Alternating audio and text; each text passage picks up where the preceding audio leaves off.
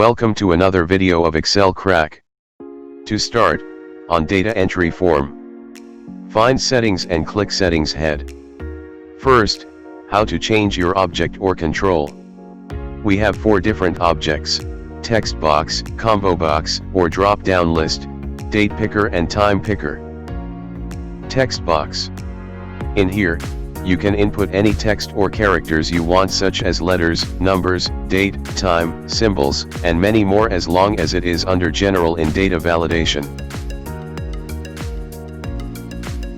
Combo box or drop-down, users can limit their input text, such as referencing data from different table sources.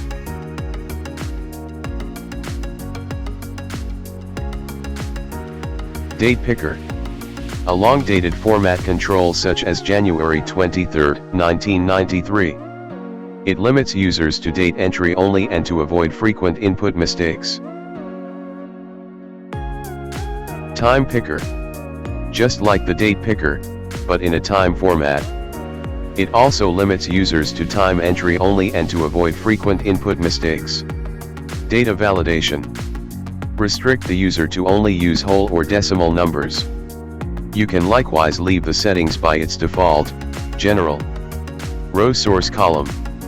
If a user chooses combo box control, he or she must double-click the set header name under the row source column to obtain the table source. Choose the range of headers through the range selector and click OK.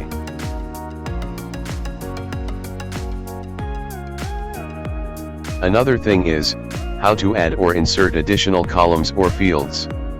To add the field, just go to File and click Add Field. Input your new field or column name. This will automatically insert a column on your working table and data entry form.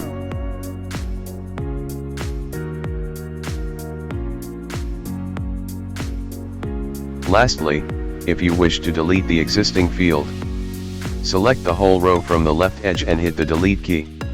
Take note that you may delete the column in your working table manually. After all the changes, you must save your settings.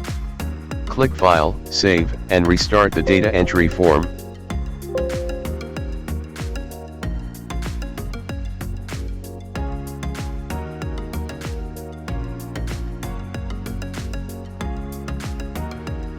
For more information, please see the description box below. If you like this video, please give it a thumbs up, comment, and subscribe.